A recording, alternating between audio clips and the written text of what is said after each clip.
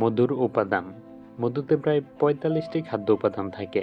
ফুলের পরাগায়নের মধুতে থাকে ২৫ থেকে ৩৭% গ্লুকোজ, ৩৪ থেকে ৪৩% ফ্রুক্টোজ, ০.৫ থেকে ০.৩% সুক্রোজ এবং ৫ থেকে ১২% মন্টোজ।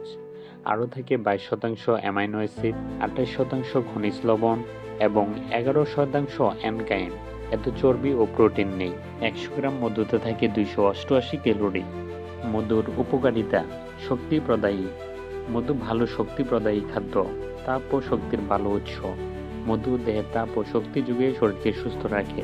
হজমে সহায়তা: এতে যে শর্করা থাকে তা সহজেই হজম হয়, কারণ এতে যে ডেক্সট্রিন থাকে তা সরাসরি রক্তে প্রবেশ করে এবং তাৎক্ষণিকভাবে ক্রিয়া করে।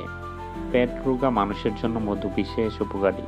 এছাড়াও মধু কোষ্ঠকাঠিন্য দূর করে, রক্তশূন্যতা দূর করতে কার্যকরী ভূমিকা পালন করে, যেমন রক্তের হিমোগ্লোবিন গঠনে সহায়তা করে, ফুসফুসের যাবতীয় রোগ ও শ্বাসকষ্ট নিরাময়ে কাজ করে। মধু অনিদ্রার জন্য ভালো ওষুধ হিসেবে কাজ করে এবং মধু যৌন দুর্বলতায়ও বিশেষ ভূমিকা পালন করে থাকে।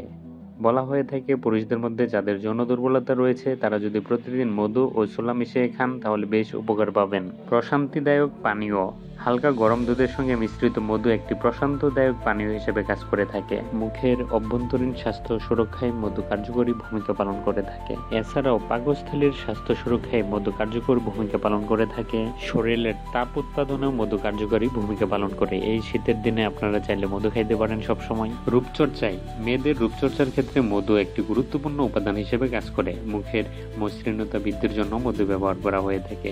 এছাড়াও দৃষ্টিশক্তি বাড়াতে মধুর ব্যবহার খুবই গুরুত্বপূর্ণ। গাজরের রসের সঙ্গে মধু মিশিয়ে খেলে দৃষ্টিশক্তি বাড়ে।